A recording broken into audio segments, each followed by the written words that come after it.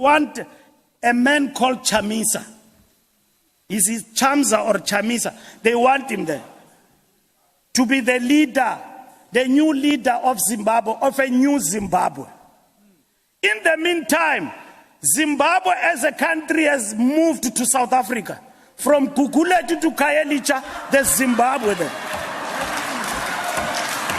In June, just weeks shy of the Zimbabwean elections, the ANC Secretary General Fikile Mbalula made utterances about Zimbabwe and the opposition leader Nelson Chamisa while addressing delegates at the ANC Western Cape Provincial Conference.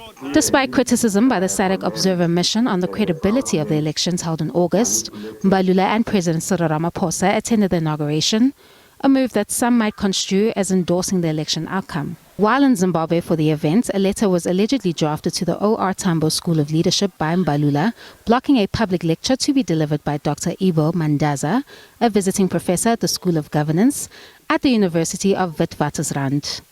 There was a presumption, a misplaced presumption, I must say, by Mbalula, that my lecture would perhaps dig into the background of the elections in Zimbabwe, and that might embarrass the ANC itself, and of course its discussions with Harare, because significantly the letter from Mbalula was written while he was in Harare.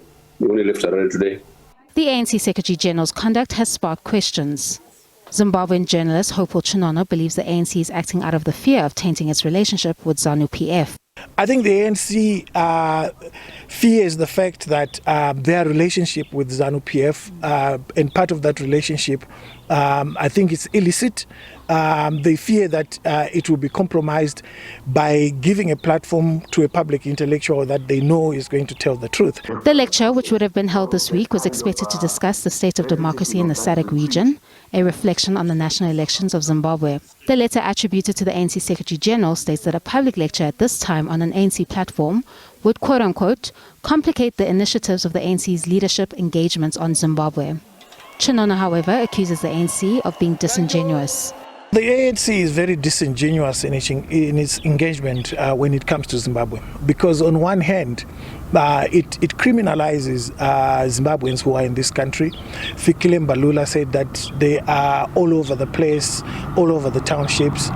He should know better that Zimbabweans are coming here not out of choice, but out of necessity. It doesn't make sense for the ANC and the South African government to pretend like they don't know why Zimbabweans are running there to South Africa, and at the same time endorsing the causes or rather the drivers of that immigration, which is rigged elections, corrupt rule in Zimbabwe, repression and all that. Meanwhile, the ANC had not responded to a request for comment at the time of broadcast.